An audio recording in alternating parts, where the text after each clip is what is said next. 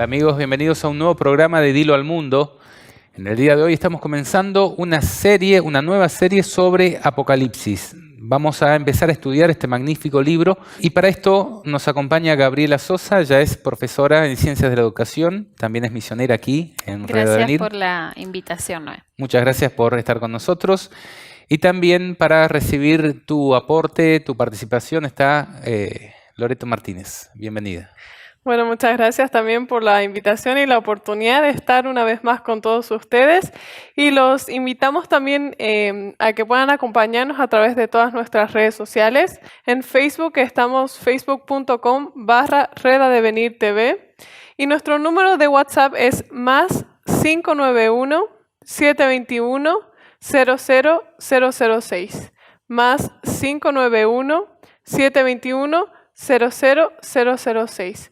Para todas las personas que tengan algún comentario, alguna pregunta sobre estos temas que se van a tocar esta tarde, que sabemos que muchas veces nosotros tenemos muchas preguntas, inquietudes, y si también tienen algún comentario, quieren compartir alguna cita, lo pueden hacer a través de estos medios y vamos a estar leyéndolos para poder compartirlos en la medida de que Dios nos permita y queremos recordarles que su participación también es importante. Generalmente cuando las personas escuchan hablar sobre el Apocalipsis, inmediatamente piensan en sucesos catastróficos que generalmente esperamos que no sucedan, que sean un mito, una historia de terror que nunca ocurra. Sin embargo, lo encontramos en la Biblia, este maravilloso libro. Sabemos que la Biblia es la palabra de Dios. En el comienzo del mismo libro ya la Biblia, la palabra de Dios en Apocalipsis dice que es la revelación de Jesucristo que Dios le dio para manifestar a sus siervos las cosas que deben suceder pronto. Y la declaró enviándola por medio de su ángel a su siervo Juan, que ha dado testimonio de la palabra de Dios y del testimonio de Jesucristo y de todas las cosas que ha visto. Sí, Noé. La revelación de Jesucristo, o podríamos decir también otra expresión, el testimonio, porque Juan ve algo, se le muestra algo y él empieza a redactar, digamos, una experiencia viva de este suceso. Entonces es la revelación de Jesucristo que viene en persona a mostrarle lo que debe suceder pronto. La palabra de Dios que es para el pueblo en ese momento, pero a través de las edades y nos alcanza en su totalidad. De hecho, Apocalipsis se lo denomina el segundo Apocalipsis, porque el primero, ¿cuál vendría a ser? Si a alguien se le ocurre, la primera revelación es el libro de Daniel. Es el libro de Daniel. Apocalipsis viene en respuesta a una incógnita que ya había sido presentada hacía años al pueblo judío en el libro de Daniel. Entonces es sumamente importante esta revelación porque el pueblo judío pensó Dios nos abandonó. Recordemos que esta iglesia que recién el cristianismo está en la segunda generación, es una iglesia que está en pañales o está recién en crecimiento, pensó Jesucristo no va a volver, no va a venir, o qué revelación hay. Las últimas revelaciones se produjeron hace tantos años. Dios se ha olvidado de nosotros y Jesucristo viene en respuesta a completar la revelación que se merece el libro de Daniel. Si hay un libro en la Biblia que podríamos decir es inspirado y dado por Dios mismo, es el libro del Apocalipsis, ¿no? Exacto. Desde el mismo comienzo se ocupa de aclararlo. Dice la revelación de Jesucristo que Dios le dio para manifestar a sus siervos las cosas que deben suceder pronto. En el Apocalipsis se nombra unas 250 veces, se hace referencia a Cristo, a Jesús. De hecho, dice la revelación de Jesucristo, ¿no? Con 40 nombres o títulos o descripciones diferentes que hacen alusión a Cristo. Entonces, ¿por qué existirá tanto, podríamos decir, prejuicio a la hora de leer este libro? ¿Qué te parece? No, sin duda que Jesucristo viene en persona, se le presenta a Juan. Yo quiero a ustedes, hermanos, que se imaginen, y aquellas personas que nos están mirando, los amigos que nos están siguiendo también, quiero que ustedes se imaginen el hecho de que Juan está recibiendo una visión impresionante, porque ahora vamos a seguir leyendo de Jesucristo y vamos a ver las características con que Juan lo ve, y en todo eso que tiene el pelo blanco y bueno, el resto de las descripciones, puede reconocer el rostro de Jesús. Recordemos que el apóstol Juan es el último de los apóstoles que quedaba con vida. Era el último que, y quiero nombrarlo, Juan capítulo 1, el verso 1, si ustedes me siguen con sus Biblias, quiero que veamos la frase que Juan le repetía a sus seguidores y a la iglesia cristiana del momento. Dice: en el principio era el verbo era con Dios y el verbo era Dios.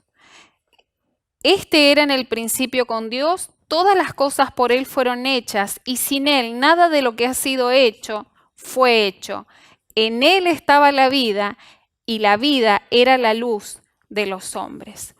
Juan, cuando vea esta revelación de Jesucristo, hace un reconocimiento de que Él es el Señor que conoció en aquel momento con el que vivió 3 años y medio. O sea, vio su rostro y dijo, aunque tiene características diferentes, majestuosas de un Dios todopoderoso, es el mismo, no ha cambiado.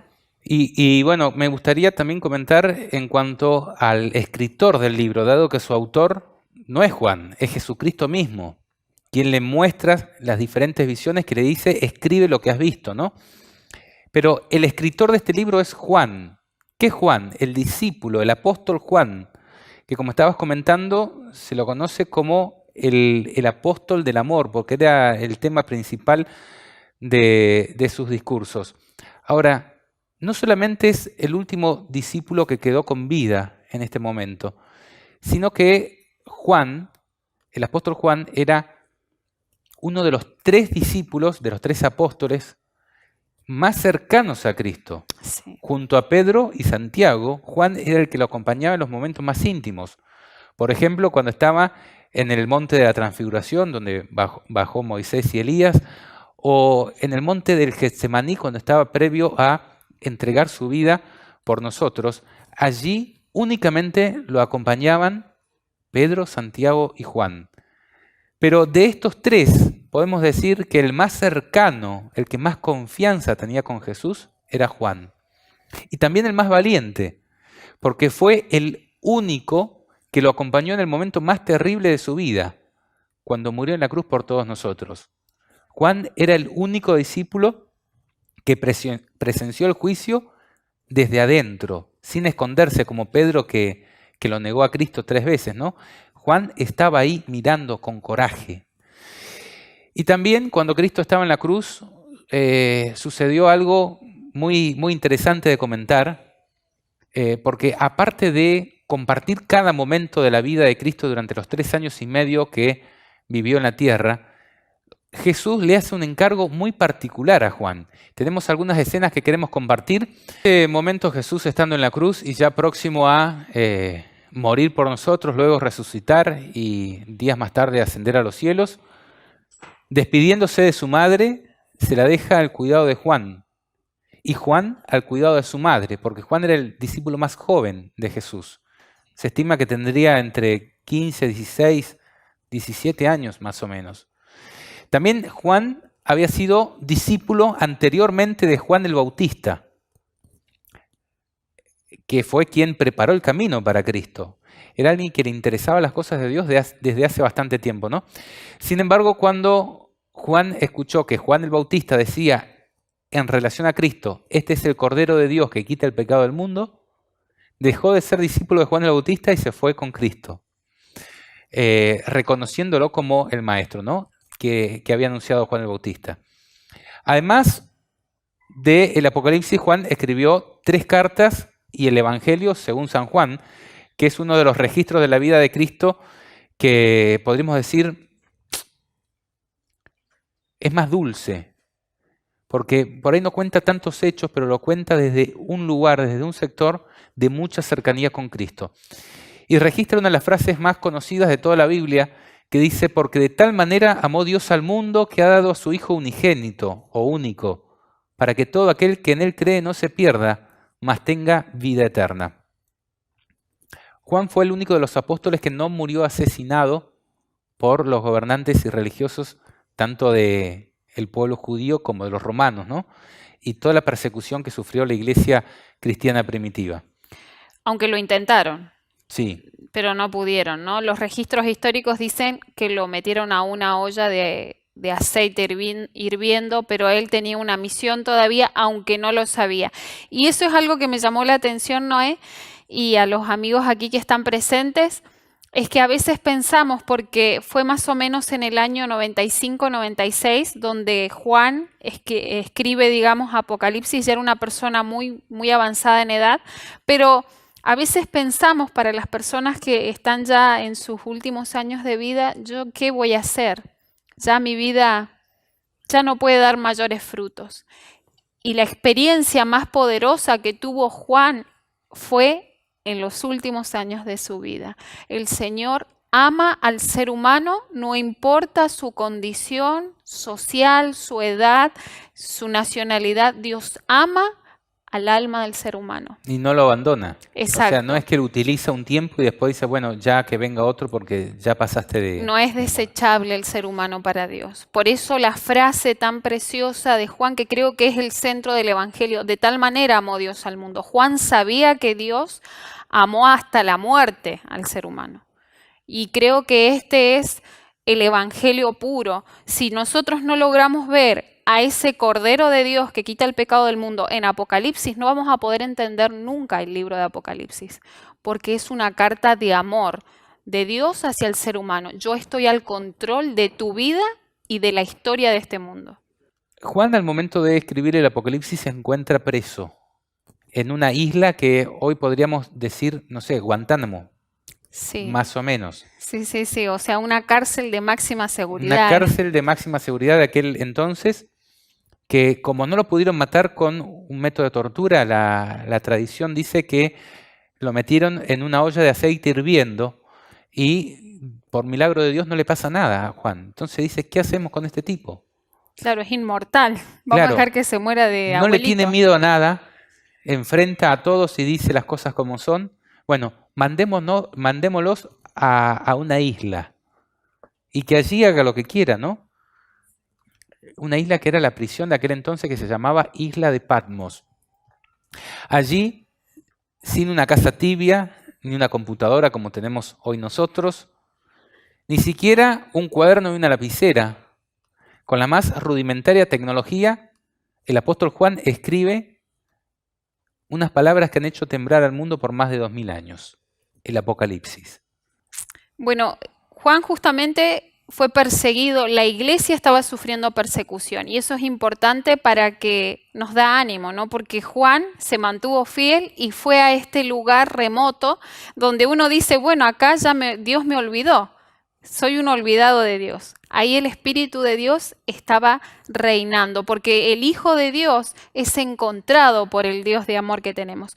Y en aquel momento, en los años 90 después de Cristo, había un emperador. Ustedes saben, y esto es importante que lo aclaremos para que sepan por qué Juan fue preso. ¿Cuál fue la razón? La palabra de Dios dice en el verso, por causa del testimonio de Jesucristo. Dice que fue preso, o sea, por dar testimonio del Señor Jesucristo. Los emperadores o los césares en aquella época, en el antiguo imperio romano, se consideraban dioses. Eran considerados dioses. Era una locura, pero eran considerados dioses. Pero se los adoraba, se iban a los templos a adorar a los emperadores cuando ya estaban muertos.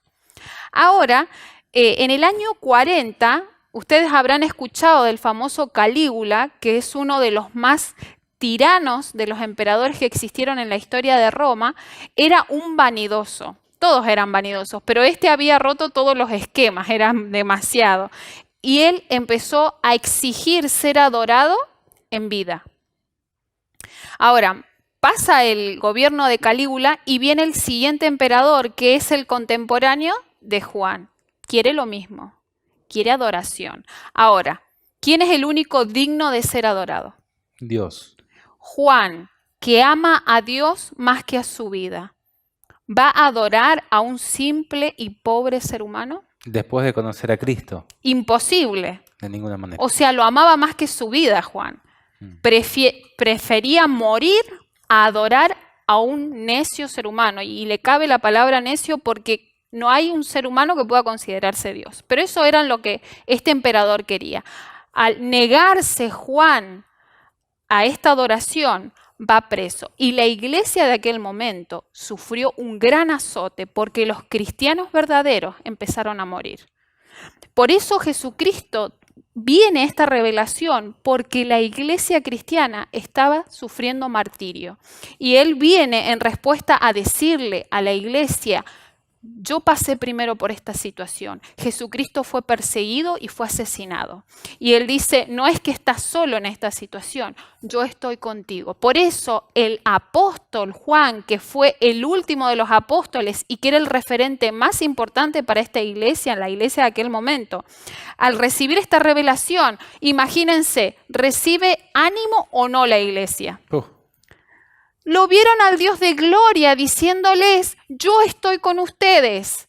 La iglesia tomó fuerza para soportar lo que vamos a ver en un siguiente programa, el mensaje a Pérgamo, que es un mensaje de ánimo, aunque estás sufriendo muerte, destrucción, yo estoy contigo. Por eso el mensaje de Apocalipsis viene para un pueblo que está sufriendo dolor y viene para nosotros, nos alcanza a través de las edades. Juan, preso, como decíamos, en la isla de Patmos, en vez de estar con autoconmiseración, como se dice hoy, llorando, diciendo, ay, pobrecito de mí, dice que encontraba, aún en las huellas del diluvio que habían transcurrido, y en las pruebas de las destrucciones que habían tenido el mundo por la maldad y por la transgresión de la ley de Dios, dice pruebas de que la palabra de Dios se cumplía y de que de ninguna manera iba a quedar por inconclusa, podríamos decir, ¿no? Y en ese momento, cuando él estaba meditando en las cosas de Dios, él mismo relata en el comienzo del libro lo siguiente, dice: yo, Juan, vuestro hermano y copartícipe vuestro en la tribulación, en el reino y en la paciencia de Jesucristo, estaba en la isla llamada Patmos por causa de la palabra de Dios, del testimonio de Jesucristo. Yo estaba en el Espíritu en el día del Señor y oí detrás de mí una voz como de trompeta que decía: yo soy el Alfa y el Omega, el primero y el último. Escribe en un libro lo que ves y envíalo a las 7 iglesias que están en Asia: a Éfeso, Esmirna, Pérgamo, Tiatira, Sardis, Filadelfia y la Odisea. Aquí es importante aclarar que cuando dice estaba en el Espíritu en el día del Señor, se está refiriendo al día sábado, porque el sábado es el día del Señor. Mateo 12:8 dice: sabed que el Hijo del Hombre es Señor del sábado. El sábado es el único día que Dios no solamente crea, sino que también bendice y santifica, o sea, lo aparta para uso sagrado. Juan, estando en el día del Señor, en el día sábado, meditando en las cosas sagradas, es cuando escucha esta voz como de trompeta que le dice: escribe en un libro lo que ves y envíalo a las 7 iglesias. El programa que viene a continuación, o sea, el siguiente programa nuestro, va a tratar sobre el mensaje a estas iglesias.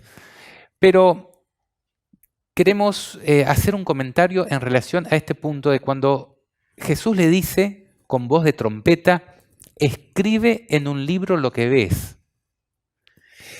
El Apocalipsis no es un montón de sueños y visiones, podríamos decir, inconexas, delirantes de una persona que estaba mal de su cabeza o que veía cosas y que escribió en un libro así medio al azar. El Apocalipsis es la revelación de Jesús como Dios glorificado que le está mostrando en visión. Nosotros sabemos como cristianos que la primera ley del cielo, ¿cuál es? ¿Alguien sabe? El orden. Muy bien. Entonces, tenemos un público aquí muy atento y muy participativo. El Apocalipsis no es como decíamos, un conjunto de sueños y visiones escritas al azar. El Apocalipsis es una revelación, es un libro que tiene orden y tiene un propósito de principio a fin. Y eso es lo que vamos a tratar de ir desentrañando en este humilde estudio que estamos presentando sobre el Apocalipsis. Hablando de esta revelación del alfa y del omega, del principio y del final, o del primero y del último, dice Éxodo 3:14, y respondió Dios a Moisés, yo soy el que soy, y dijo, así dirás a los hijos de Israel, yo soy, me ha enviado a vosotros. Es exactamente la misma expresión la que vamos a encontrar en Apocalipsis, que está refiriéndose a este Dios. Siempre el que ha comunicado los mensajes, digamos, la persona de la deidad que se ha presentado, la vamos a encontrar repitiéndose tanto en el libro de Apocalipsis como en el libro de Daniel, y como a los profetas también menores, en el caso de Moisés. El gran yo soy es el que se presentaba en las revelaciones. No sé si ustedes recuerdan también el hecho de Abraham, cuando los 3 varones iban a destruir Sodoma y Gomorra. ¿Quién era uno de los 3? El yo soy, ¿no? El que no tiene ni principio ni fin, el alfa, la omega, el eterno, podríamos decir. Volviendo sobre el versículo 1 del capítulo 1, dice, la revelación de Jesucristo que Dios le dio para manifestar a sus siervos las cosas que deben suceder pronto. El Apocalipsis es dado con un propósito, manifestar a los siervos de Dios las cosas que deben suceder pronto. El Apocalipsis revela un montón de cosas que son terriblemente importantes para conocer, que tienen que ver con sucesos que van a acontecer, que van a trastornar la historia de este planeta Tierra, pero que Dios quiere que nosotros conozcamos de antemano para tener fe en esos momentos, que dice, deben suceder pronto. Yo creo que una de las cosas más importantes y algo que me hace pensar a mí es la misericordia que Dios tiene con sus hijos y con todos nosotros, porque muchas veces nosotros pensamos, bueno, o nos da miedo de estudiar el Apocalipsis cuando en realidad es una demostración grandísima de la misericordia de Dios, porque quiere que te prepares y sepas qué es lo que va a pasar en el futuro para que no te tome por sorpresa. A mí en una clase de historia, bueno, en cualquier clase en realidad, antes de tomarte un examen, te decían cuándo iba a ser el examen y dice, guerra avisada no mata soldado. Entonces, es como que si nosotros tenemos lo que va a suceder, que van a ser cosas terribles que están descritas en el Apocalipsis, también nos debería dar esperanzas, porque si se lo está enseñando a sus siervos, que son sus hijos fieles, y es para prepararse, es porque Dios tiene misericordia de su pueblo y quiere que ellos sepan qué es lo que va a suceder para que estemos listos para esas cosas y para que tengamos fe y esperanza de que Dios no nos va a abandonar. Si no abandonó a Juan, que estaba en un momento, en una situación que era difícil y complicada, no nos va a abandonar a nosotros, y de hecho nos lo ha prometido en su palabra. Entonces, creo que el Apocalipsis es un reflejo del carácter que Dios tiene y de la misericordia que tiene por sus hijos. Y de que te dice, es tiempo de tomar en cuenta. Creo que es necesario que todos nosotros estudiemos esto, porque hoy es el día que nosotros tenemos para saber qué es lo que va a suceder pronto. No lo está escribiendo para que suceda, sino porque va a suceder. Entonces, aferrémonos a Cristo y pidámosle su sabiduría al estudiar Así es, porque este libro. la mayoría de las personas, quizás cuando se nombra la palabra Apocalipsis, es como que le tienen un preconcepto, un prejuicio, y no les interesa. O dicen, no, mejor no lo escucho, no lo estudio. Ahora, la pregunta es, ¿podría concebirse un cristiano, un seguidor de Jesús, que no le interese el Apocalipsis, que es la revelación máxima de Jesús? Sin duda que es un acto de amor de Dios el anunciarnos lo que va a suceder. Entonces todos tendríamos que estar interesados por saber algo que nos compete a todos. Y no es que Dios lo ha planificado así, sino que Él está revelando el misterio, dice Apocalipsis, el misterio que el enemigo de Dios tiene. O sea que es como si estuviéramos leyendo un periódico de algo por venir o algo a suceder. Entonces, cuando uno ya está, el libro de Salmos dice, el necio ve venir el peligro y va directo, perdón, Proverbios es, ¿no? Va directo al peligro, pero el sabio está avisado y va a evitar el peligro. Entonces, justamente esto es lo que Apocalipsis nos quiere advertir. Exactamente, es información, podríamos decir, de guerra, terriblemente importante para esquivar los peligros que vendrán, ¿no? Y no solo eso, porque aquí la revelación dice el versículo 3, bienaventurado el que lee y los que oyen las palabras de esta profecía, y no solamente, ¿y qué más? Y guardan. O sea, hacen. Si yo simplemente sé y no obedezco a lo que la revelación me está diciendo, no sirve de demasiado. Y hablábamos justamente en el almuerzo con una de las chicas que estábamos allí trabajando. Si Dios nos está mostrando cómo debemos actuar en este momento, debemos ser obedientes. A veces decimos, bueno, no me gusta lo que Dios me está mostrando, no tengo deseos. Justamente era específicamente con la salida al campo. Y una de las chicas decía, bueno, ya tenemos un terreno, pero no sabemos, estamos dudando. Y entonces la conversación giró y digo, ¿el profeta qué dice? ¿Qué debemos hacer? Debemos salir. De hecho, estamos retrasados en eso. Ahora, si yo guardo, o sea, si yo obedezco a lo que Dios me está diciendo, ya estoy actuando como un sabio y no como un necio, porque no simplemente estoy leyendo, sino que estoy haciendo lo que la revelación me dice. Y hay otro punto importante que a mí me gustaría resaltar, que tiene que ver con las profecías dentro de lo que es la religión de Dios, el cristianismo. Continuamente Dios ha anticipado el futuro. Él dice en la Biblia que Él anuncia el fin desde el comienzo.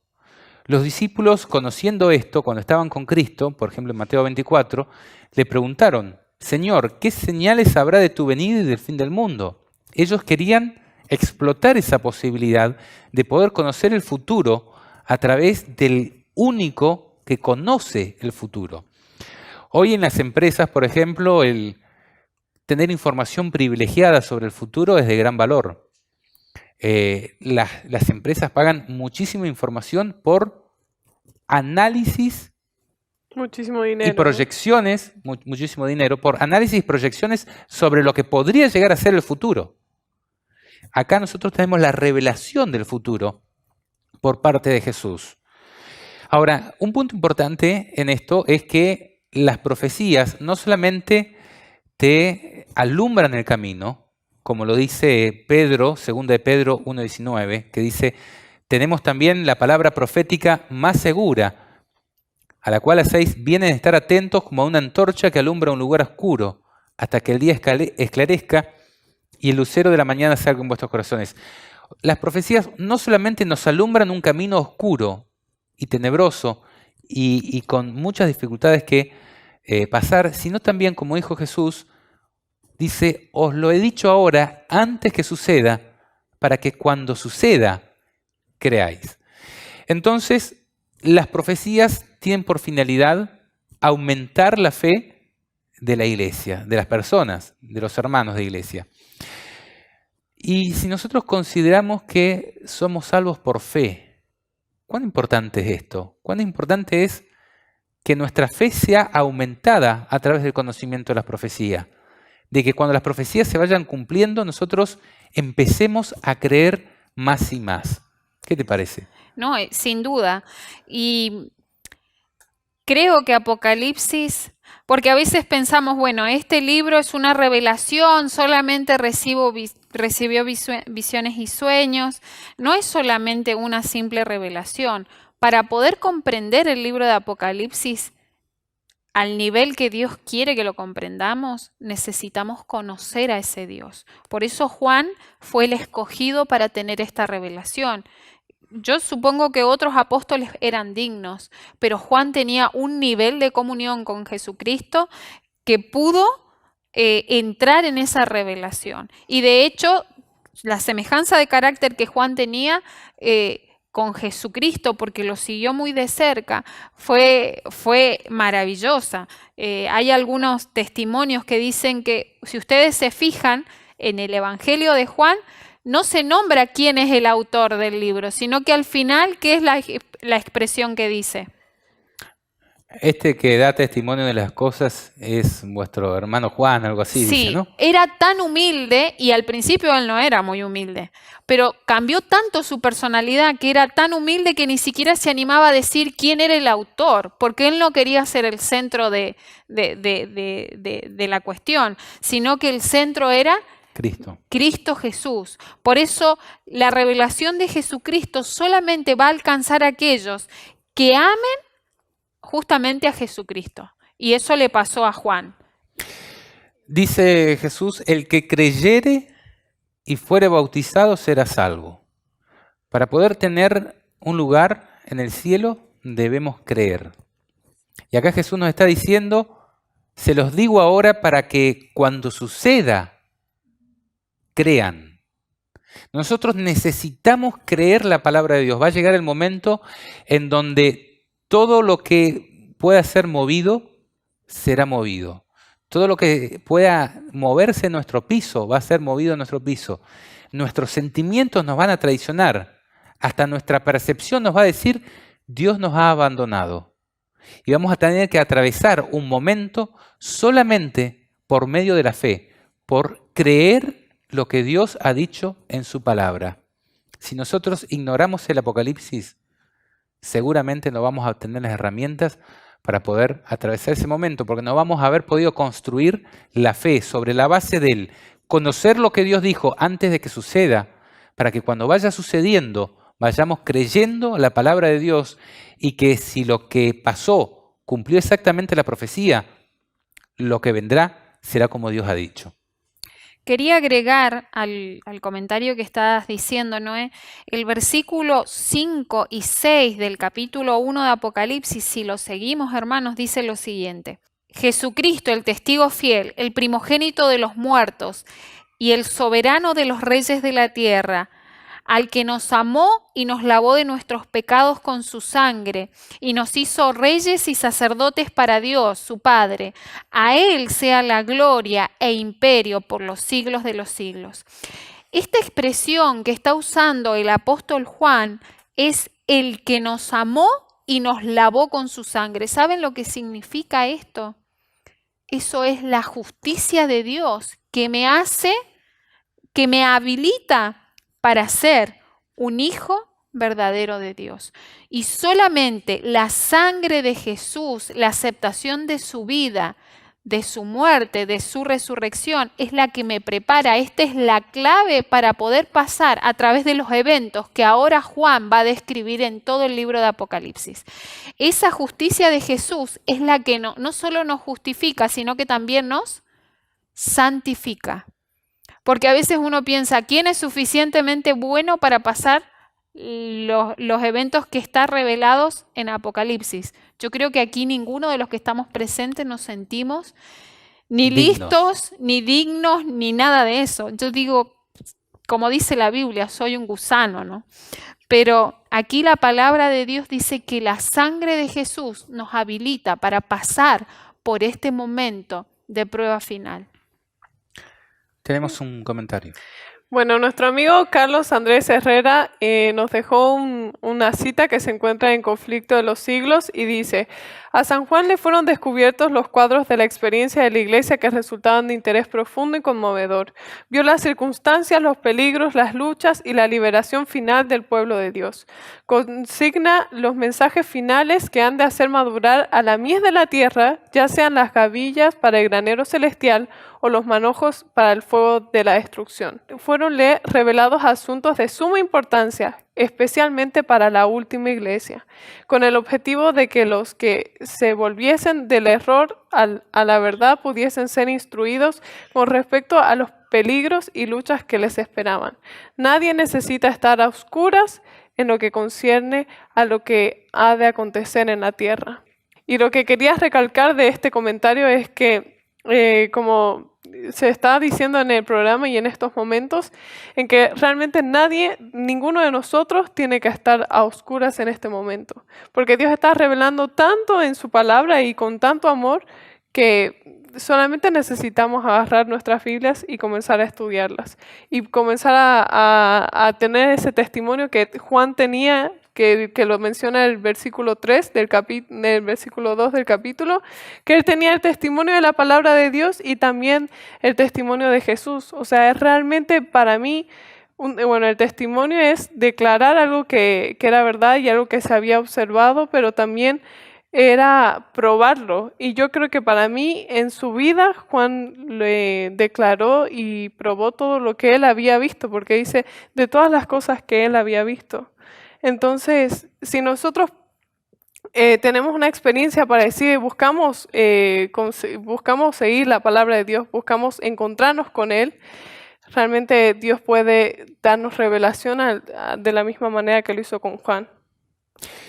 Bien, y un poco ahora vamos a ir adentrándonos a lo que es el texto del capítulo 1, y quiero que nos acompañen al versículo 4. Dice, Juan a las 7 iglesias que están en Asia, gracia y paz a vosotros, del que es, del que era y del que ha de venir, y de los 7 espíritus que están delante de su trono, y de Jesucristo, el testigo fiel, el primogénito de los muertos, el soberano de los reyes de la tierra, al que nos amó y nos lavó de nuestros pecados con su sangre, y nos hizo reyes y sacerdotes para Dios, su Padre. A Él sea la gloria y el imperio por los siglos de los siglos. Amén. Acá empezamos a entender un poquito lo que es la lógica sobre la cual está basada y escrito el Apocalipsis. Empieza diciendo que esto es gracia y paz de parte del mismísimo Dios Padre, del que era en la eternidad, del que es actualmente y del que será o ha de venir por la eternidad. También nombra 7 espíritus. Eso lo vamos a comentar más adelante, qué entendemos por esto, los 7 espíritus que están delante de su trono. Y de Jesucristo, el testigo fiel. Hay 3 entidades aquí. El que es, el que era, es y ha de venir, o sea, Dios Padre, 7 espíritus y también Jesucristo como el testigo fiel, ¿no? Pero también hay 7 iglesias. Entonces vemos que es un libro que está basado, construido sobre Dios mismo. No es de decir, bueno, yo estaba meditando sobre la importancia de las cosas de Dios y me puse a escribir un libro. No, no, no. Es un libro que está construido sobre el mismo nombre y cargo de Dios.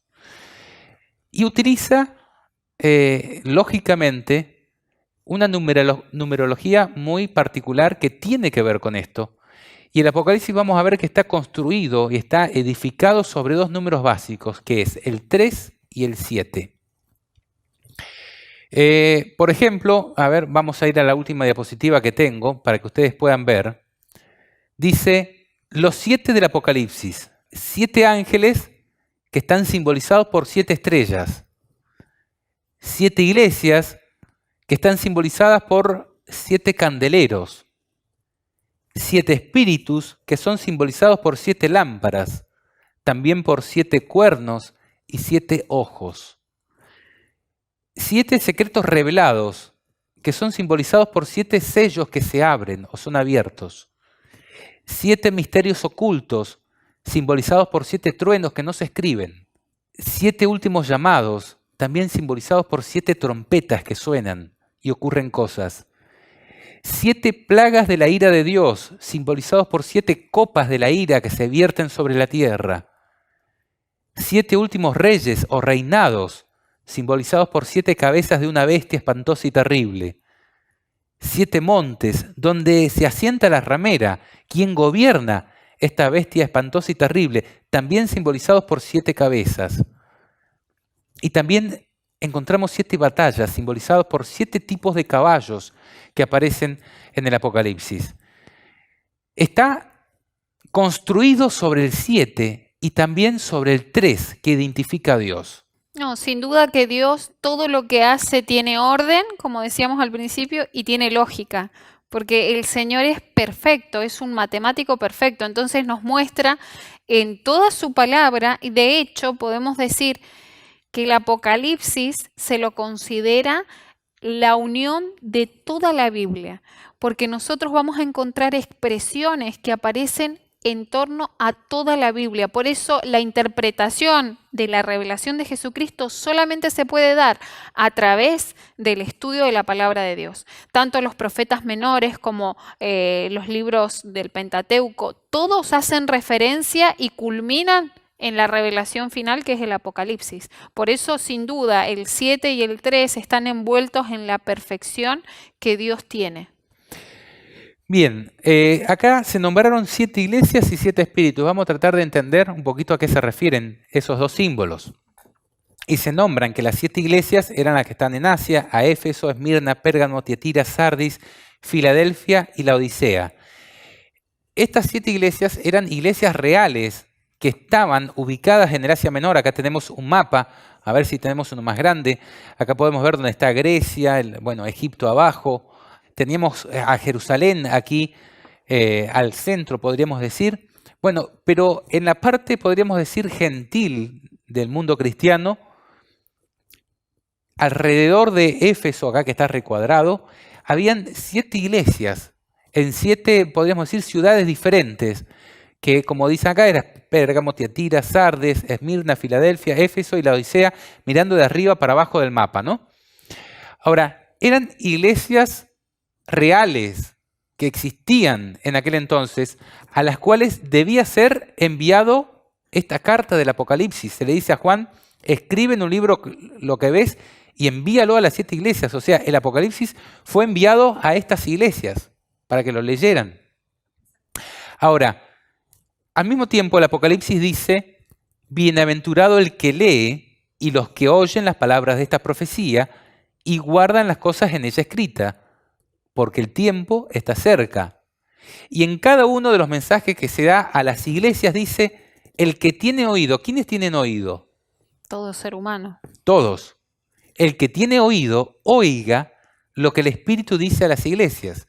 Es decir, el Apocalipsis es un libro que está destinado solamente a aquellas 7 iglesias que existían en Asia en el tiempo pasado. De ninguna manera. De hecho, siempre se dice: y guardan las cosas en ella escritas, porque el tiempo está cerca. ¿A qué tiempo se refiere porque el tiempo está cerca? Bueno, aquí mismo, en el versículo 7, dice: he aquí viene con las nubes, y todo ojo le verá, y los que le traspasaron, y todos los linajes de la tierra harán lamentación por él. Sí, amén. Entonces, el Apocalipsis es un libro que apunta desde el mismo comienzo, capítulo 1, versículo 7, a la venida de Cristo. Ese es el tiempo que está cerca. Yo creo que aquí comienza una revelación que es muy importante. En el libro Conflicto Inminente, que es de Elena de White, dice que todo ojo lo verá, y dice que, referente a este versículo, el todo ojo es importante que lo tengamos en mente, porque para mí es una revelación dice una cita de que se encuentra en ese libro, que dice que el acto más grande que hará Satanás en el gran drama del engaño será fingir ser Cristo. O sea, se presentará como un Cristo falso y en muchos lugares. Entonces, una de las maneras en la que nosotros no vamos a caer en ese gran engaño, que va a ser uno de los actos más culminantes, va a ser realmente creer en esta palabra que dice que todo ojo lo va a ver cuando Jesús venga. No simplemente una persona u otra, o va a estar en un lugar específico, sino que va a ser algo que todo el mundo lo va a ver. Por eso también hace la aclaración, y ustedes lo van a encontrar en diferentes textos de la Biblia, esta aclaración de cómo va a ser el suceso de la venida de Jesús. Porque, como decías, Loreto, es digamos, el evento, el engaño más poderoso que Satanás va a hacer a la raza humana. El Mateo 24, en el discurso de Jesús, verso 30 dice, entonces aparecerá la señal del Hijo del Hombre en el cielo, y entonces lamentarán todas las tribus de la tierra, y verán al Hijo del Hombre viniendo sobre las nubes del cielo con poder y gran gloria. Recordemos que Satanás también va a igualar a Jesús, pero no va a venir, Satanás se va a presentar caminando, pero Jesús va a venir en las nubes, y eso es algo clave para el pueblo. Y por más que haga apariciones como si viniera en las nubes en determinados lugares, la venida de Cristo va a ser un evento cósmico y universal que lo van a ver todas las personas al mismo tiempo. Exacto, exacto. Por eso acá dice que harán lamentaciones todas las tribus de la tierra, porque fueron engañadas por Satanás en su obra de imitar a Jesucristo. Entonces Bien, es importante. volviendo sobre las 7 iglesias, quiero comentar de que, aunque la Biblia utiliza esas iglesias particulares del Asia Menor, que las nombramos, esas iglesias están representando la plenitud de la iglesia. Porque no solamente es un mensaje que era enviado a aquellas iglesias del pasado que existieron hace 2000 años, sino que dice, el que tenga oído, oiga constantemente. O sea, esas iglesias son historia que sucedió en el pasado, pero que es utilizada como profecía acerca del futuro.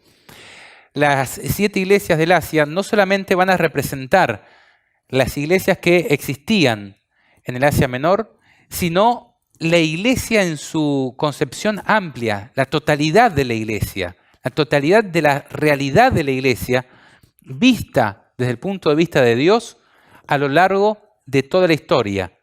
Y también representan la iglesia en todo tiempo, pero especialmente en los momentos finales de la historia de este mundo, cuando la venida de Cristo esté realmente cerca. Entonces acá empezamos a ver un poquito esto de la tridimensionalidad del libro de Apocalipsis. Está basado sobre el 7, te muestra todo en 7, o sea, ¿querés hablar sobre la iglesia? Bueno, hablamos de las 7 iglesias, pero no porque hayan 7 iglesias distintas, sino que Dios presenta a su iglesia a través de 7 realidades que ejemplifican o que cuentan lo que es la realidad de toda su iglesia. Ahora, también está presente el 3 en una tridimensionalidad. Y esto también lo vemos en un versículo que dice, escribe las cosas que son y las que sucederán después de esta. Pero no solamente lo hace en un orden cronológico, sino que lo puede vincular y escribir al mismo tiempo las cosas que son presentes con respecto a las cosas que van a ser en el futuro. ¿Por qué? Porque la historia que está escrita en el Apocalipsis es una profecía de lo que sucederá. Cristo dice en la Biblia, lo que ha sido, volverá a ser. Y ese principio es el que rige muchas profecías de la Biblia, que se ejemplifican cosas que ocurrieron en determinado momento, pero que son puestas como ejemplo de lo que sucederá después a una escala muchísimo mayor, una escala mundial. Exacto, el libro de Apocalipsis, la diferencia que tiene de otros libros, y que es notoria esa diferencia, es que en el caso de las profecías que se daban al antiguo Israel, eran a nivel nacional esas profecías. O sea, cuando venía la advertencia que iban a ser esclavos de Babilonia, eran profecías, digamos, geográficas, que estaban limitadas a eso, pero Apocalipsis nos está haciendo una revelación de un conflicto no nacional, sino cósmico. Y esa es una diferencia muy grande que tiene este libro en forma particular. Bien, entonces, respecto a las 7 iglesias, ya comentamos que eran 7 iglesias que existieron en el pasado, en el momento en que se estaba escribiendo el Apocalipsis, que también iba a representar algo de lo que iba a suceder con la iglesia de Dios a través del tiempo, en una sucesión de realidades que iban a ocurrir a través de la historia. Y esto lo vamos a estudiar en el programa siguiente, que trata sobre las iglesias. Exacto, y tal vez un comentario breve solamente de que Dios ha tenido un pueblo a través de las edades. A veces podemos pensar que ha sido momentáneo, que ese pueblo aparecía y desaparecía. No. Dios siempre mantuvo a su iglesia a través de los diferentes momentos históricos, y eso nos muestra las 7 iglesias. Exactamente. Pero además de eso, y bueno, para aquellas personas que creen en Elena de White, entre las cuales me encuentro, que es la profeta de la iglesia adventista, que se han leído algunas citas, yo les quiero dar una tarea. Y es que ustedes busquen en sus escritos, ahora hay bibliotecas digitales, en el celular, por ejemplo, se puede obtener todos los libros de Elena de White de manera gratuita y se pueden realizar búsquedas. Busquen la palabra, el nombre de cada iglesia y lean todas las citas en relación a cada una de esas iglesias que menciona Elena de White. Y van a ver que en todas, menos una, Elena hace comentarios actuales, presentes, relacionando lo que sucedía en aquellas iglesias con la realidad de nuestra iglesia hoy. Entonces dice, por ejemplo, ¿no es lo mismo que estaba pasando en Éfeso lo que nos está sucediendo a nosotros? ¿No es lo que está descrito en Esmirna lo que está sucediendo hoy en la iglesia con tal y tal caso? Y van a ver que todas las aplicaciones que ella hace en relación a las iglesias, la hace de una manera presente. Es la realidad de la iglesia del presente. Ahora, hay una cita en que ella dice también que se trata de diferentes periodos que les tocaría vivir a la iglesia sin ponerse a detallar de qué periodo, de qué año a qué año va cada iglesia. Entonces, pero podemos comprender que es el desarrollo de la iglesia a través del tiempo, pero también es la realidad macro de la iglesia, de las diferentes ciudades y de las diferentes realidades, que la iglesia de tal lado está así, que la iglesia de tal lado está asado.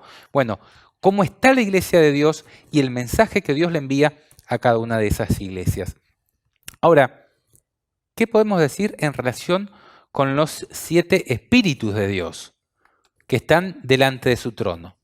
Bueno, si ustedes estudian el Apocalipsis van a ver que los 7 espíritus de Dios se mencionan en Apocalipsis 1.4, 3.1, 4.5 y 5.6. En Apocalipsis 1.4 se menciona que los 7 espíritus están delante del trono de Dios, que es lo que estamos leyendo.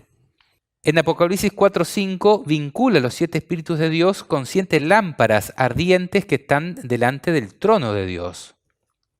Y Apocalipsis 5.6 identifica a los 7 espíritus con 7 ojos del Cordero y 7 cuernos que tiene el Cordero, y se dice que son enviados por toda la tierra.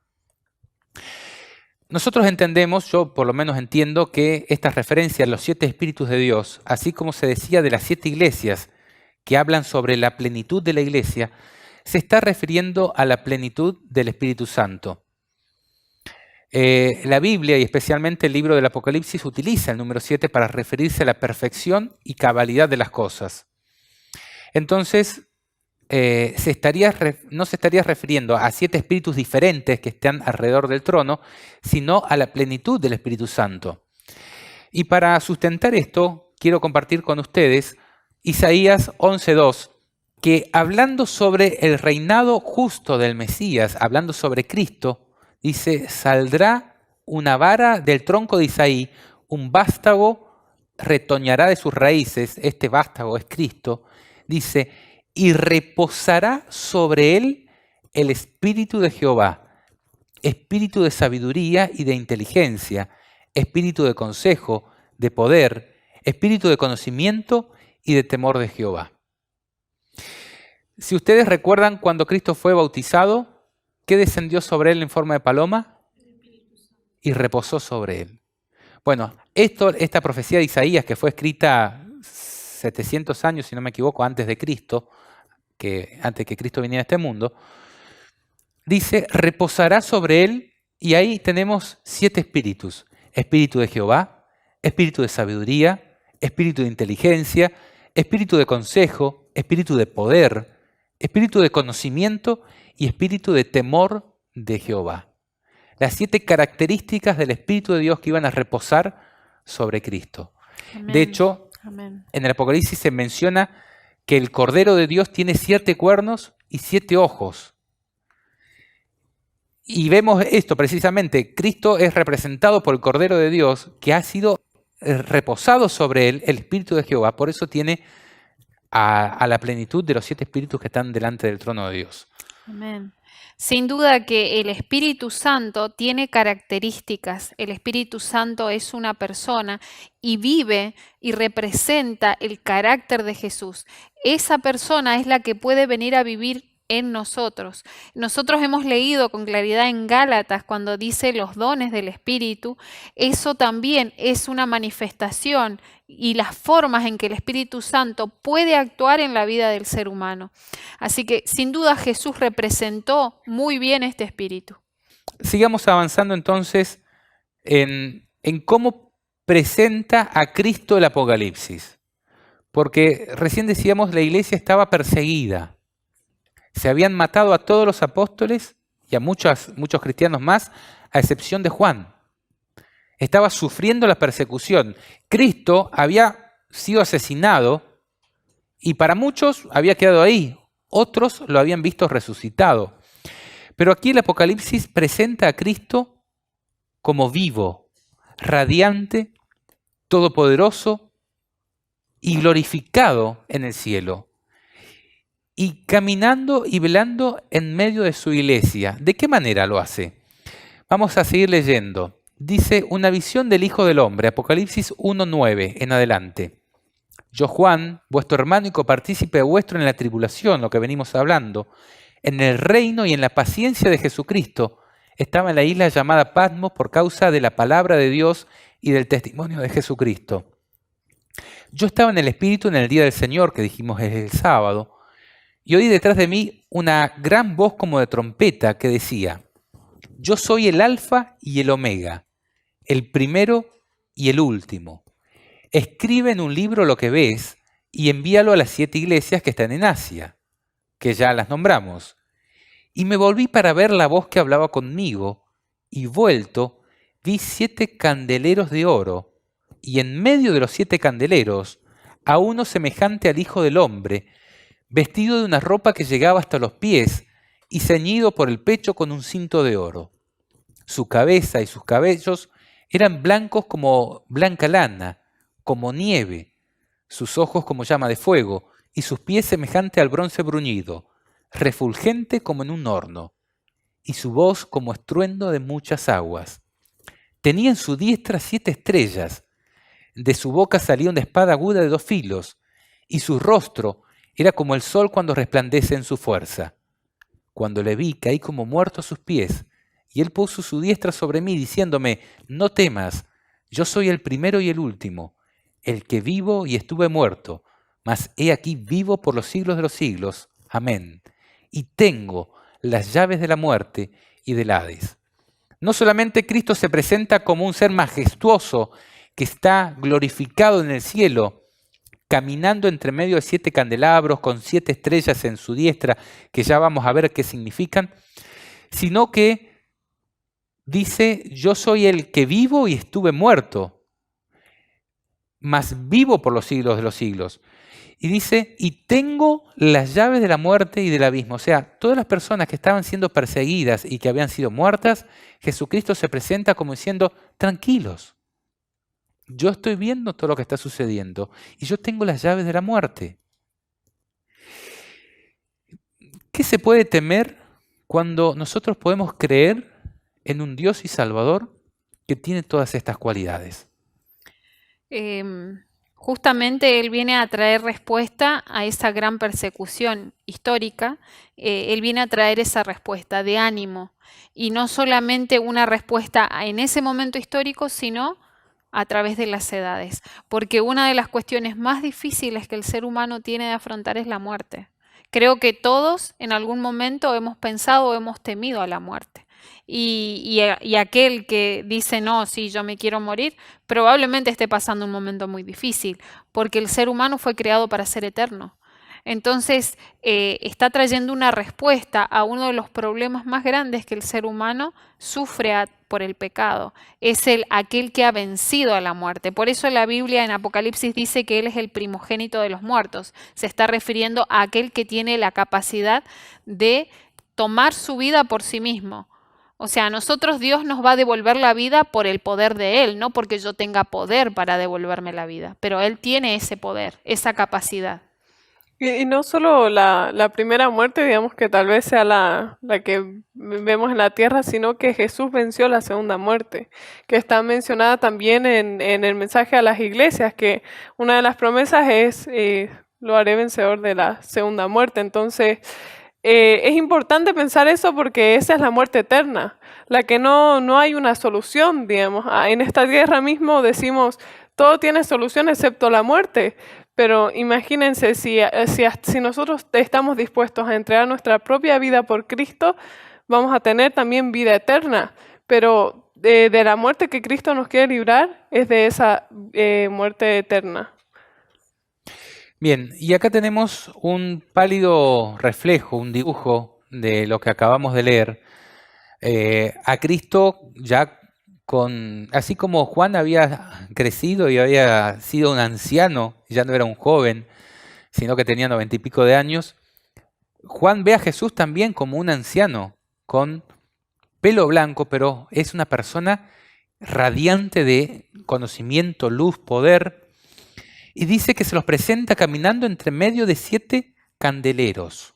Acá vamos a entrar un poquito en cómo debemos interpretar el Apocalipsis. Porque hay muchas personas que leen una parte y empiezan a hablar de lo que les parece que es el Apocalipsis. O traen opiniones de alguien que sabía mucho de la Biblia y dijo lo que le parecía que era alguna profecía del Apocalipsis. Pero fíjense que el Apocalipsis se ocupa de mostrarnos el método de interpretación que debemos usar a la hora de entender. Antes de terminar el capítulo 1, dice en el versículo 20, el misterio de las 7 estrellas que has visto en mi diestra y de los 7 candeleros de oro es este. Las 7 estrellas son los ángeles de las 7 iglesias y los 7 candeleros que has visto son las 7 iglesias. Cuando leamos el mensaje a las iglesias, que es el programa siguiente, los capítulos 2 y 3, vamos a ver que siempre Jesús le habla al ángel de la iglesia de Éfeso, al ángel de la iglesia de Esmirna, al ángel de la iglesia de Filadelfia o de la Odisea. Y el ángel está representando el dirigente de la iglesia. Y Jesús dice, en la imagen anterior, lo vemos aquí arriba, que Él las tiene en su mano. Dios tiene en su diestra la dirigencia de la iglesia, a la cual Él le va a enviar un mensaje a continuación. Y es lo que vamos a ver en el programa siguiente. Pero además dice, las 7 estrellas son los ángeles de las 7 iglesias y los 7 candeleros son las 7 iglesias. Y qué figura maravillosa. Dios presenta como candeleros que portan una antorcha, una luz, una lámpara a las iglesias. Y esto se condice con lo que dijo Jesús, vosotros sois la luz del mundo. ¿O no dijo Jesús eso? Y una luz no se pone debajo de la mesa, sino que se pone en alto para que esa luz alumbre a todos los que están en el lugar. Entonces, las 7 iglesias, aunque perseguidas en aquel momento y a lo largo de toda la historia, siempre el Hijo de Dios ha sido perseguido. Jesús dijo, si a mí me persiguieron, a vosotros los perseguirán. Aunque perseguidos, las iglesias representan los candeleros que portan la antorcha, la luz del Evangelio de Dios. Y a Jesús se lo presenta como caminando en medio de las iglesias, teniendo en su mano la dirigencia de esa iglesia. En el programa que sigue vamos a ver qué mensaje Dios le da a la dirigencia. No, y eso es justamente lo que te quería comentar, Noé, es que cada candelero tiene un mensaje específico para aquel momento y ahora nos está llevando la unión de estos mensajes a las iglesias. Es una luz que debemos revelar al mundo o que debemos contar al mundo. Pero creo que también es importante la presencia del Espíritu Santo, porque el candelero se encendía a través del aceite y sabemos que el aceite también representa al Espíritu Santo. Entonces, que también la iglesia de Dios está rebosando de Espíritu Santo y que Dios envía al Espíritu Santo para guiar y no solamente las acciones de las iglesias y transformar nuestros corazones y las vidas y de cada una de las iglesias, sino también para que las palabras que se transmitan tengan poder y puedan seguir creciendo. Bien, y en ese sentido me das pie para que trate de explicar algo. Creo que es en Ezequiel que se presenta una visión sobre un olivo que tiene una especie de tuberías que se conectan con unos candelabros que tienen lámparas e iluminan. Bueno, precisamente de esa manera se refleja. El olivo es la palabra de Dios. De la palabra de Dios surge aceite que es conducido por esas tuberías hacia los candelabros, que son las iglesias, quienes portan la palabra de Dios. Y la luz que ilumina, ¿en base a qué? A un aceite que surge del olivo, que es la palabra de Dios, pasa por en medio de las tuberías y llega hasta la lámpara.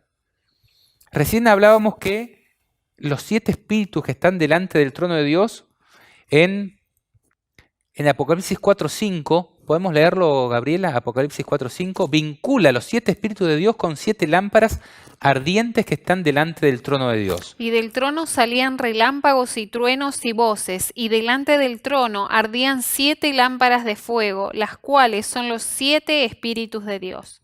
Bien, entonces podemos ver que está tan relacionado esto. De la palabra de Dios, que es el olivo, surge el elemento base, que es el Espíritu Santo. De ahí se derrama, se destila de la palabra de Dios el Espíritu Santo, que es quien hace arder las lámparas. Ahora, ¿quién porta el Espíritu Santo? ¿Quién es? La iglesia. La iglesia es la que recibe o no recibe el Espíritu Santo. Y vamos a ver en el mensaje que se da a las iglesias, en el siguiente programa, que en algunas iglesias le dice, arrepiéntete, porque si no te arrepientes, te sacaré la antorcha y se la daré a otra persona, a otra iglesia. O sea, si la iglesia no porta el Espíritu Santo, es dejada de lado y su luz es dada a otra iglesia. No sé si se entiende la lógica de los símbolos. El aceite con que arden las lámparas es símbolo del Espíritu Santo en la Biblia. Pero los portalámparas son las iglesias, los que tienen que llevar adelante el Evangelio, ¿no? Bueno, el programa está concluyendo y quiero dar un espacio de tiempo para las conclusiones sobre lo que entendemos del capítulo 1 de Apocalipsis. El libro de Apocalipsis en el capítulo 1 justamente no solamente nos introduce a lo que va a ser la revelación. Tiene que presentarse a este apóstol, a esta persona que estaba en la soledad, en el exilio, se le tiene que manifestar quién es realmente el que le da la revelación. Y con claridad vemos una repetición de quién es el que está dando la revelación. El alfa y el omega, el primero y el último, el primogénito de los muertos. Y va a seguir dando características y Juan hace una descripción de lo que ve. O sea, necesita la persona que está recibiendo esta revelación estar seguros de que proviene de alguien que conoce muy bien y que es ese ser a quien adora y a quien sirve, que es Dios mismo haciendo esta revelación. Después de eso van a venir la serie de mensajes que el gran yo soy le deja a Juan, pero el capítulo 1 específicamente está haciendo una aclaración de parte de quién viene esta revelación y Juan lo deja bien claro. Así que creo que el capítulo 1 solamente va a poner un fundamento para que todos nosotros tengamos en claro de quién proviene la revelación. Que no es un engaño satánico, sino que es un mensaje del todo especial, porque ¿quién le dio la revelación? ¿Vino un ángel a explicarle a Juan? No, acá dice el capítulo 1 que fue el mismo Dios, el mismo Señor Jesús que vino a dar la revelación. Y por eso Juan termina y dice, caí como muerto. Imagínense, o sea, la solemnidad de lo que ve, que cae ya sin energía vital en su cuerpo, lo consumió ver tanta gloria. O sea, y ese es otro de los asuntos principales que debemos notar, que también a Daniel le pasa el mismo hecho físico, que ya no puede soportar más, que está a punto de morir ante semejante revelación. Entonces creo que esto básicamente es lo que el capítulo 1 de Apocalipsis presenta, que no quede duda de parte de quién viene el mensaje. Gracias, Gabriela. Bueno, primero quiero agradecer a todas las personas que estuvieron acompañándonos a través de sus comentarios y preguntas. Y bueno, una de las últimas preguntas que hicieron es ¿cuándo se va a volver a dar cuándo va a ser la continuidad de estos seminarios? Entonces queremos mencionar que esta es una nueva edición de Dilo al Mundo, entonces se va a llevar a cabo en el resto de los sábados especiales. Vamos a estar estudiando el libro de Apocalipsis y tal vez mi conclusión es que es nuestro mayor deseo de que ustedes puedan tener el deseo, valga la redundancia, de encontrarse con Cristo a través de esta revelación que Él mismo está haciendo a sus siervos. Si tú te consideras un siervo de Dios, es una revelación para ti y es una revelación para cada uno de nosotros, porque realmente es una carta de amor la que está escrita en este libro. Y esperamos que nosotros no tengamos miedo de abrirlo y estudiarlo, porque Dios quiere revelarnos cosas grandes como lo hizo con Juan. Y si nosotros comenzamos a llenarnos de esa sabiduría, nosotros pronto vamos a poder verlo en las nubes de los cielos. Y que esto sea para nosotros poder prepararnos y para tener el deseo de compartirlo con las demás personas, con nuestras familias, con nuestros amigos, que todos puedan estudiar porque realmente está descrito lo que va a suceder en este tiempo que estamos viviendo y ya estamos un poco tarde para estudiar, entonces tenemos que aprovechar las oportunidades que Dios nos da cada día al despertar, de poder encontrarnos con su palabra y su verdad. Bien, y bueno, para concluir, yo quiero hacer un comentario en relación a que muchas veces podemos presentar un estudio del Apocalipsis, pero con el paso del tiempo, el conocimiento de la palabra de Dios va aumentando. Y así es que si nosotros nos quedamos con los estudios de la iglesia de hace 100 años, 150 años, muy posiblemente nos vamos a quedar en el tiempo en lo que es la interpretación y el conocimiento de este maravilloso libro. Con este programa nos estamos proponiendo realizar un estudio para poner en consideración una interpretación, bueno, yo entiendo el Apocalipsis de esta manera. Nosotros entendemos, cada uno de nosotros tiene un entendimiento que queremos compartir sobre lo que dicen las profecías del Apocalipsis. Quizás de aquí a un tiempo necesitemos actualizarlo porque entendemos más cosas de las que entendemos en este momento. Pero queremos compartir lo que hasta el momento entendemos. Quizás pueda haber algún error porque somos falibles, humanos. Pero sí queremos desafiarlos a que se pongan a estudiar. Nosotros vamos a hacer todo el esfuerzo para tratarlo de una manera didáctica. Que podamos ir comprendiendo cada detalle. Y quizás lo que no sepamos vamos a decir, bueno, esto no lo entiendo. Me parece esto, pero no lo sé. Porque es un libro que realmente presenta muchos desafíos al entendimiento. Ahora, se dice, bienaventurado el que lee, y el que lo pone como tema de estudio principal. Elena, por ejemplo, Elena de White, también la profeta de la Iglesia Adventista, dice que Daniel y Apocalipsis deberían ser nuestro pan cotidiano, que tengamos todos los días en estudio. Pero, no un libro oscuro que no comprendemos lo que dice y lo poco que entendemos se nos olvida y confunde porque pasa mucho tiempo sin que lo estudiemos. Y algo bonito es no solo el que lee, sino el que lo oye, dice. Entonces creo que sería importante compartirlo entre hermanos. Que sea un tema de estudio entre hermanos, entre amigos, entre otras personas. O sea, que no sea simplemente yo lo voy a leer, me voy a llenar y voy a aprender más cosas de Dios, sino que sea algo que también lo escuchemos y lo transmitamos, y lo compartamos y lo hablemos. Ese era el comentario. Bien. En el capítulo 1, realmente por ahí no hay mucho para discutir del Apocalipsis, pero sí se presenta la magnificencia del autor, y se nos deja en claro que esto no es un libro para locos, sino es Dios mismo, a través de Jesucristo y su ángel más poderoso, y el discípulo más cercano a Jesús, que nos está dando un mensaje para nosotros, los que vivimos en la última generación. En el Apocalipsis Jesús envía un mensaje a la plenitud de la iglesia. Pero antes de hacerlo, Jesús se nos presenta en todo su esplendor. En el Apocalipsis, que es la revelación de un Jesucristo, resucitado, glorificado y presto a venir a buscar a su pueblo fiel, se lo da con un mensaje especialmente importante para estos últimos días. Entendemos que el Apocalipsis es una descripción ordenada de un futuro próximo. No para que suceda, como decía Loreto, sino porque va a suceder. No para que muramos en las plagas de ese libro, sino para que vivamos por medio del conocimiento de sus palabras.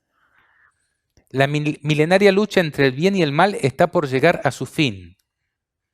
Y nos tocará a nosotros, los que vivimos en la última generación, protagonizar el final de la historia. Dios ha ordenado que sus ángeles retengan los vientos y que impidan una conflagración general del mundo hasta que sus hijos estén preparados y sellados en sus frentes. Luego de que todos reciban la advertencia, los hombres serán dejados a la merced de sus propias pasiones y del enemigo de Dios, y se verá lo que es un mundo sin Dios. Nos esperan acontecimientos de la mayor gravedad y necesitamos entender la revelación del Apocalipsis para estar preparados. En los próximos capítulos continuaremos estudiando este maravilloso libro de una manera práctica, didáctica y actual. Te esperamos para compartir este estudio y te invitamos a que lo compartas con otros amigos, familiares, hermanos de iglesia, para que juntos estudiemos este maravilloso libro, porque la oportunidad, sin dudas, está pasando. ¿Y vos? ¿Qué estás haciendo?